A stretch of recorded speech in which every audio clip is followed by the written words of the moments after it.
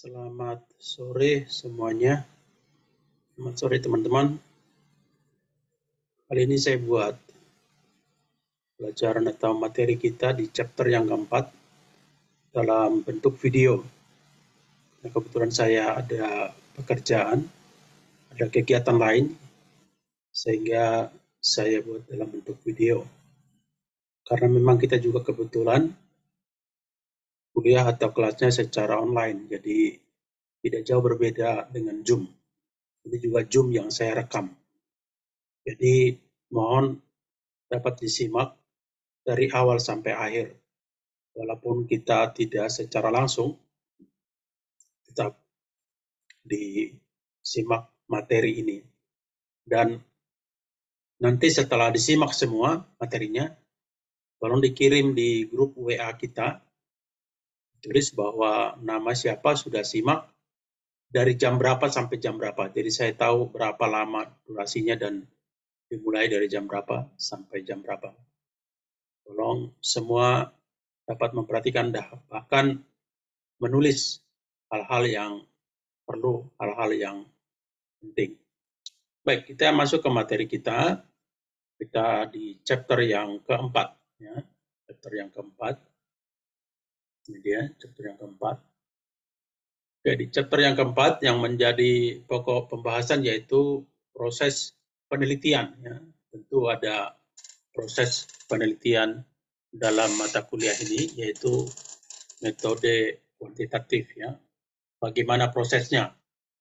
Di sana nanti semakin mengerucut kepada hasil setelah proses itu yang sesuai dengan kaidah-kaidah yang berlaku ya. Oke.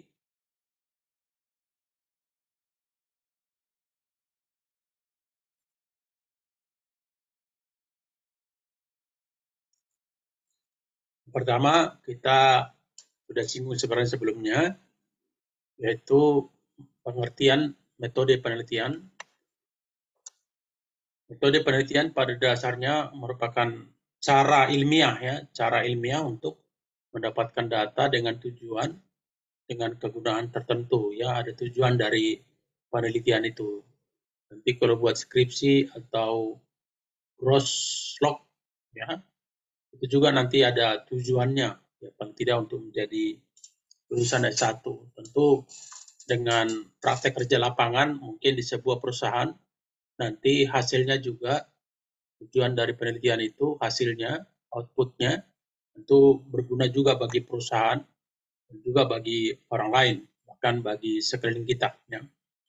Di sini dikatakan, yaitu cara ilmiah yang didasarkan pada ciri-ciri keilmuan, ya, rasional, ya, masuk akal gitu, empiris, kemudian sudah ada sistematis, jadi sudah tersistem dengan baik, atau sudah ada rumus-rumusnya, ya, jadi bukan kita buat-buat sendiri.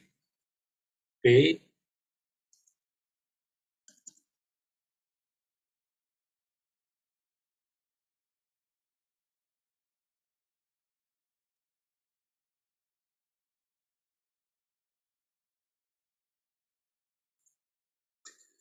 Macam-macam atau jenis-jenis metode penelitian ya.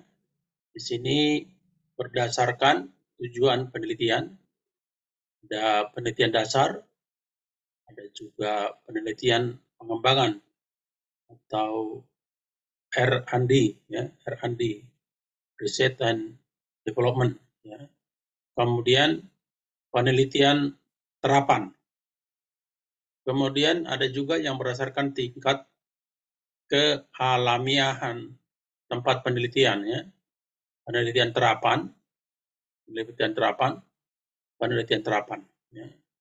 Maksudnya penelitian dari benar-benar yang sudah didapatkan dari suatu perusahaan dan tentu itu sudah ada pengalaman yang sebelumnya, jadi sudah diterapkan. Cuma pertanyaannya, apakah yang diterapkan itu sudah benar? Biasanya kan karena ada pertanyaan-pertanyaan, kenapa untungnya sedikit gitu? Kenapa terjadi kelambatan pengiriman barang? Kenapa setelah dibuka satu hub keuntungannya menurun seperti itu. Nah, itu perlu diteliti tentu untuk kepentingan manajemen ya. Proses penelitian masalah variabel, paradigma penelitian ya. Proses penelitian kuantitatif ya. Pertama di sini tentu ada sini rumusan masalah. Apa sih masalah yang dihadapi ya. Terus nanti juga dicari teori-teori ya.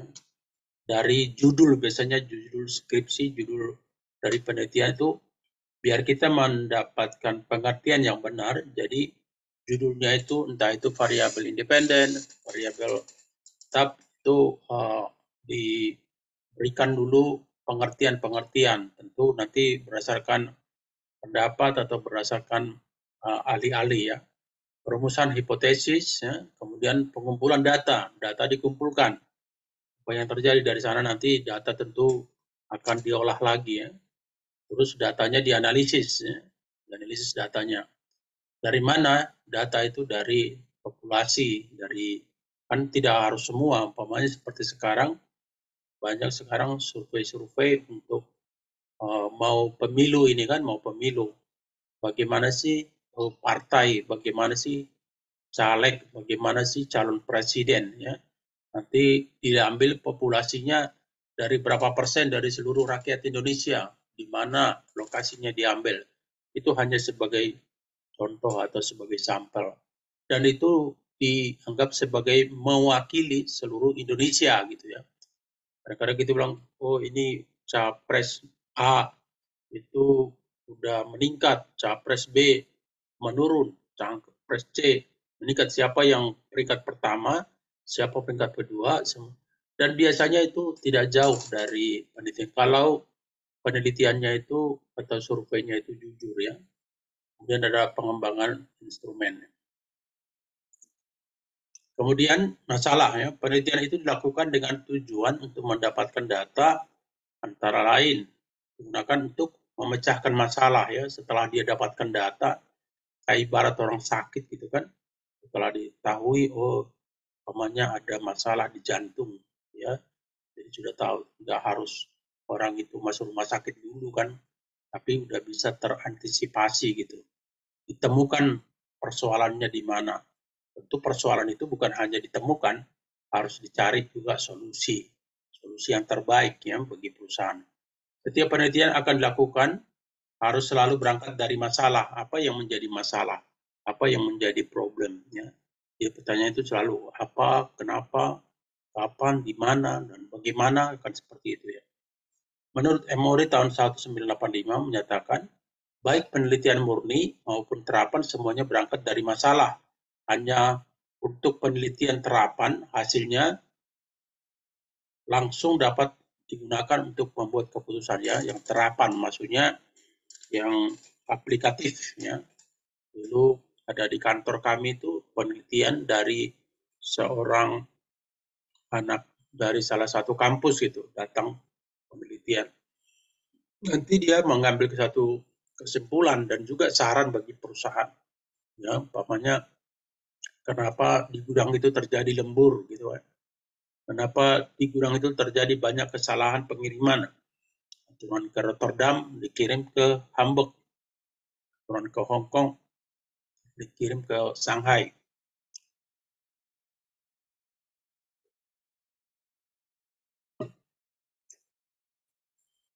Jadi nanti itu yang jadi problem gitu ya. Problem kenapa kadang-kadang truk itu datang terlambat gitu. Tentu dianalisis apakah karena macet, apakah karena supirnya yang malas, apakah karena gaji juga mungkin mempengaruhi, gajinya kecil membuat dia malas ya. Seperti itu. Sumber masalah, apa yang menjadi sumber ya? Apa yang menjadi pokok persoalan gitu. Pokoknya terdapat penyimpangan antara pengalaman dan kenyataan ya. Tidak sama gitu. Yang kedua, terdapat penyimpangan antara apa yang telah direncanakan dengan kenyataan. Saya udah rajin kuliah, kok nilainya masih C. Ya, kan bisa dianalisis itu. Kenapa gitu? Apakah semua seperti itu? Kan seperti itu.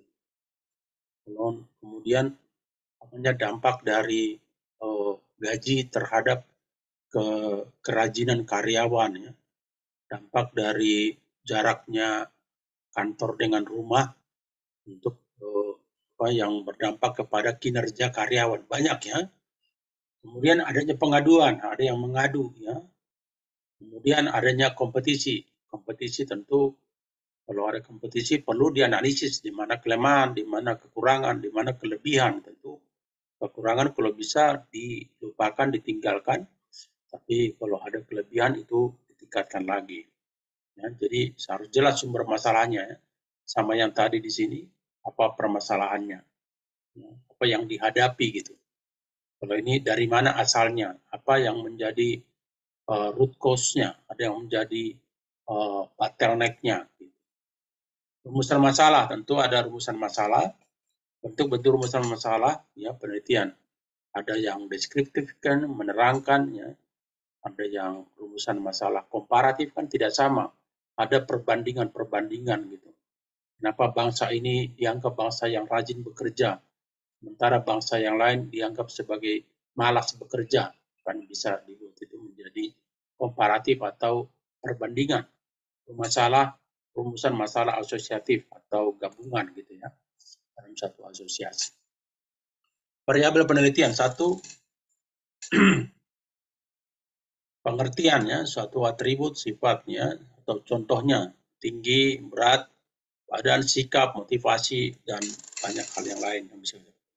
Kemudian variabel moderator ya, variabel yang mempengaruhi atau memperkuat atau memperlemah hubungan antara variabel independen dengan dependen. Ada variabel karena X maka Y itu ya. Karena X jadi Y, Y1, Y2 seperti itu ya. Ada dependen atau independen diri sendiri dan yang ketergantungan kan bisa tergantung tadi dampak dari tempat atau alamat yang jauh terhadap kinerja karyawan kan yang kinerjanya itu yang menjadi tergantung gitu, tergantung kepada tadi alamat atau jarak dari karyawan walaupun itu tidak bisa menjamin 100%. Karena kadang-kadang ada orang yang tinggal jauh malah datang cepat, yang tinggal dekat malah datang terlambat ya, jadi itu enggak 100%. Variabel intervening ya, variabel secara teoritis mempengaruhi hubungan antara variabel independen dengan dependen menjadi hubungan yang tidak langsung dan tidak dapat diamati atau diukur ya. Ada kadang-kadang faktor-faktor yang lain yang mempengaruhi tidak langsung secara tidak langsung.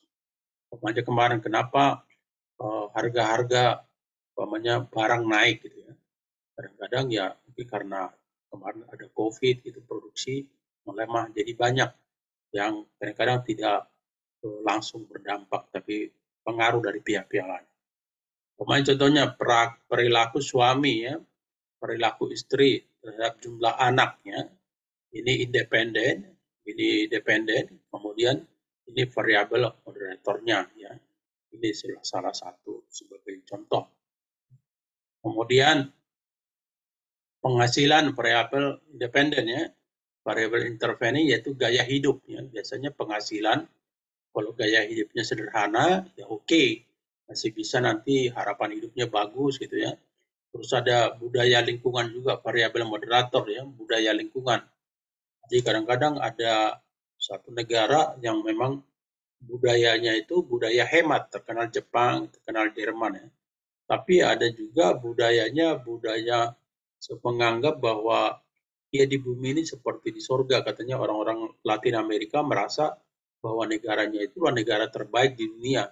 Sehingga hidupnya itu, gaya hidupnya ya lumayan tadi dari penghasilan, gaya hidupnya tinggi seperti itu ya.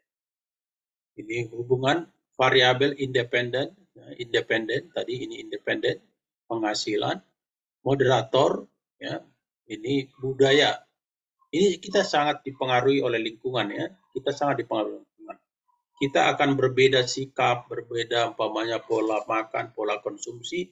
Kalau kita tinggal di Jakarta, mungkin kalau tinggal di Bali, atau kalau tinggal umpamanya ternyata di desa-desa gitu itu jadi sangat dipengaruhi oleh lingkungan ya, banyak sekali mempengaruhi kita ya. Kita orang lihat tetangga-tetangga udah berhandphone bagus, kita sendiri enggak. Nah, kita akan terpengaruh untuk mendapatkan gaya hidup yang seperti itu, seperti lingkungan. Walaupun tidak selamanya, ada aja satu dua yang cuek gitu kan. Kemudian harapan hidup. Kemudian variabel kontrol ya, variabel yang dikendalikan atau dibuat konstan sehingga mempengaruhi variabel independen terhadap dependen, tidak dipengaruhi oleh faktor luar yang diteliti. Variabel kontrol sering digunakan oleh peneliti bila akan melakukan penelitian yang bersifat membandingkan, komparasi, ya, perbandingan. Di sini contohnya pendidikan SMA atau SMK ini variabel independen sama kemampuan mengetiknya. Sebenarnya ini beda nih.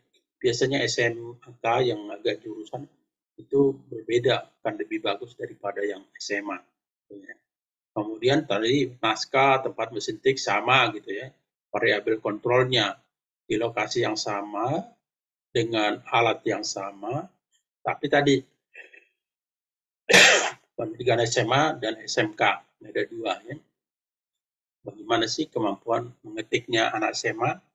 Bagaimana kemampuan mengetiknya SMK gitu ya. Ini variabel, ini kan tergantung ke sini, sementara ini kan nggak tergantung SMA bagaimana. Kalau menurut saya SMK mungkin lebih bagus, tapi nggak semuanya ya, tergantung SMK-nya yang mana. Tentu dengan di sini, kan dikatakan di sini tadi, variabel yang digantikan atau dibuat konstan, sehingga pengaruh variabel independen terhadap dependen tidak dipengaruhi oleh faktor luar. Ya. Karena tadi ini sama. Jadi kecuali ada satu jauh, ada satu dekat. Nah itu bisa menjadi berbeda ya. Paradigma penelitian ya sederhana terdiri atas satu variabel independen dependen ya. Faktor X terhadap Y ya. Pengaruh X terhadap Y. Kemudian kualitas alat ya terhadap kualitas barang dihasilkan. Kalau alatnya bagus ya biasanya ini kan hanya satu ya. Satu variabel independen dan dependen. Ya, di sini. Jadi kalau ini istilahnya kan ini tergantung ke sini gitu. Kalau kualitasnya bagus, ya kita harapkan juga hasilnya bagus. Kalau kualitas alat atau mesinnya jelek, ya hasilnya juga jelek. Ada istilahnya garbage in, garbage out ya. Jadi kalau sampah yang masuk, ya sampah juga yang keluar. Itu maksudnya di sini ya. Hanya dari satu alat itu mempengaruhi hasilnya atau input mempengaruhi output seperti itu. Sementara paradigma sederhana berurutan terdapat lebih dari dua. Kalau tadi kan satu. Ya. Di sini satu variabel independen. Ya. Sementara ini satu variabel dependen. Ya. Di sini terdapat lebih dari dua variabel ya, karena satu dua. Sudah empat ini ya. Empat. Ya. Sederhana lihat gambar X1, X2, ini X3 ini ya, X3 bukan X, terus terhadap Y ya, hasilnya ya. X1 ya, ini kualitas input, kualitasnya. X2 kualitas proses ya. Bisa aja inputnya bagus tapi prosesnya jelek gitu kan. Nanti hasilnya bagaimana? Terus di sini kualitas output ya, hasilnya ya sini. Ya kita berharap sebenarnya ini kualitas input bagus, kualitas proses bagus, outputnya juga jadi bagus. Nah, kalau outputnya udah bagus, bagaimana sama hasil akhirnya? Umpamanya di kantor gitu, di kantor, di logistik ya, kantor logistik. Oke, mungkin orang-orangnya bagus, gitu. Kualitas SDM-nya bagus ya. Tapi ketika proses mungkin SDM-nya bagus, tapi alat-alatnya nggak bagus ya, prosesnya jadi jelek gitu ya. Nah, outputnya juga bisa menjadi jelek. Kalau outputnya jelek, nanti kepada hasil kualitas outcome, umpamanya pengiriman barang bisa terlambat, pengiriman barang salah kuantiti, pengiriman barang bisa umpamanya ternyata ada yang rusak. Ya, seperti itu. Paradigma ganda dengan dua variabel independen. Ya. Dalam paradigma ini terdapat dua variabel independen, satu dependen. Dalam paradigma ini terdapat 3 rumusan masalah deskriptif yang menerangkan dan 4 rumusan masalah asosiatif, 3 korelasi sederhana dan 1 korelasi ganda. Paradigma ganda dengan 3 variabel independen. Dalam paradigma ini terdapat 3 variabel independen, X1, X2, X3 yang tadi kan. X1, X2, X3 ya. Dan satu dependen ya. Ini Y. Rumusan masalah deskriptif ada 4 dan rumusan masalah asosiatif hubungan untuk yang sederhana ada 6 dan ganda minimal 1. Paradigma ganda dengan 2 variabel dependen ya. Kemudian karena paradigma ganda dengan 2 variabel independen dan 2 dependen. Kemudian ada disebut dengan paradigma jalur ya. Paradigma ganda dengan 2 variabel independen, bebas ya. Independen itu tidak dipengaruhi yang lain, tapi dia mempengaruhi, dependen. Menemukan masalah ya. Ya, kita harus tahu masalahnya apa gitu ya. Kalau terjadi sesuatu perusahaan menurun penghasilannya, kita harus tahu masalahnya di mana gitu. Orang sakit kita harus tahu di mana penyakitnya, apa penyakitnya sehingga bisa diberikan obat yang tepat ya. Untuk menemukan masalah dapat dilakukan dengan cara melakukan analisis masalah ya. Pohon masalah. Dengan analisis masalah melalui pohon masalah ini, maka permasalahan dapat diketahui mana masalah yang penting, mana kurang penting, important dan tidak important, kemudian yang tidak penting. Melalui analisa masalah ini juga dapat diketahui akar-akar permasalahannya. Ya. Analisa masalah bisa diketahui akar permasalahannya apa. Landasan teori ya, tadi di awal kita sudah bilang perlu ada landasan teorinya agar kita tidak membuat pengertian sendiri ya, tapi ada landasan teori ya bisa kadang-kadang dilihat di buku menurut ahli ini gitu ya. Kerangka berpikir dan hipotesis ya. Pengertian teori, teori adalah seperangkat konstruk atau konsep, definisi dan proposisi yang berfungsi untuk melihat fenomena secara sistematik melalui spesifikasi hubungan antar variabel sehingga dapat berguna untuk menjelaskan dan meramalkan fenomena ya. Jadi teori itu di apa ya namanya teori ya, belum pelaksanaan. Bisa dibilang seperti masih terdapat dalam buku ya. Nah, di sini ada beberapa teori yang deduktif ya. Kemudian ada teori yang teori induktif, teori fungsional. Apa sih yang deduktif ya? Memberi keterangan yang dimulai dari suatu perkiraan dan pikiran spekulatif tertentu ke arah data yang akan diterangkan ya. Tentu deduktif berbeda dengan induktif. Induktif cara menerangkan adalah dari data ke arah teori. Jadi mengecil dia dalam ya, bentuk ekstrim titik pandang yang positivistik ini dijumpai pada kaum behaviorisnya. Jadi ini deduktif ya. Ini induktif. Sementara fungsional, di sini tampak suatu interaksi pengaruh antara data dan perkiraan teoritis, ya, yaitu data mempengaruhi pembentukan teori dan pembentukan teori kembali mempengaruhi data, ya, secara fungsional, ya, secara fungsional. Ini pengertian teori. Kegunaannya, ya, untuk memperjelas masalah yang diteliti sebagai dasar untuk merumuskan hipotesis, sebagai preferensi untuk menyusun instrumen ya. Kegunaan dari teori-teori tadi sehingga kita tidak tidak salah menerjemahkan maksud atau landasan dasarnya itu ya. Sudah tahu karena ada tadi menjelaskan umpamanya pengaruh A terhadap B dan terhadap C atau pengaruh A, B, C terhadap Y, kan seperti itu. Oke, kemudian deskripsi teori ya. Deskripsi teori paling tidak berisi tentang penjelasan terhadap variabel. Oke, di sini langkahnya tetapkan nama variabel yang diteliti dan jumlah variabelnya. Ya, ada apa aja yang harus diteliti dan berapa banyak, jangan terlalu luas juga ya. Kalau umpamanya mau seluruh dunia, umpamanya mengenai logistik seluruh dunia gitu kan, ya mungkin lebih dipersempit lagi Asia, Asia dipersempit lagi seluruh ASEAN, ASEAN dipersempit lagi ke Indonesia, Indonesia bisa dipersempit lagi apakah ekspornya, apa impornya seperti itu.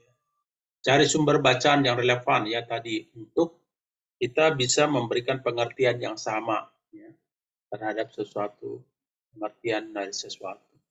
Kemudian lihat isi setiap buku, topik yang relevan dengan variabel. Cari topik yang relevan ya dengan variabel-variabel. Maksud saya di buku itu kan sudah dituliskan mana pengertian-pengertian yang tepat. Definisi setiap variabel ya itu juga dilihat. Bandingkan antara satu sumber dengan sumber lain. Kadang-kadang berbeda. Kenapa berbeda? Pengertian dari hal yang sama bisa berbeda. Tadi mungkin punya latar belakang, punya pengetahuan yang berbeda.